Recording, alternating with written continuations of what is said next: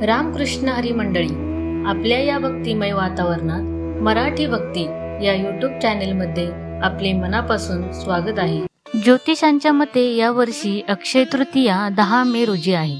या दिवशी शुभमुहूर्त सकाळी 4:17 सुरू होईल आणि 11 मे रोजी पहाटे 2:50 पर्यंत असेल। अक्षय तृतीयेचा दिवस अतिशय शुभ मानला जातो। दिवाळीप्रमाणे या सणालाही खूप महत्त्व आहे।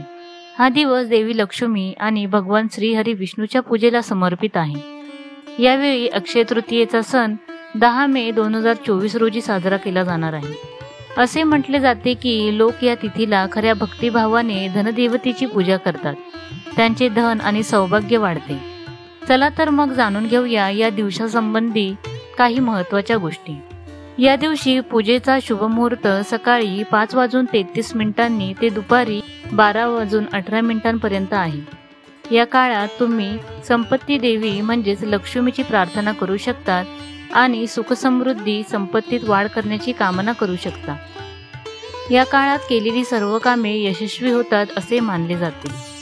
अक्षय तृतीयेच्या दिवशी प्लास्टिकच्या वस्तू, स्टीलची किंवा अल्युमिनियमची भांडी, काळे कपडे, धारदार वस्तू, काळ्या रंगाच्या वस्तू खरेदी करू नये असे सांगितले जाते।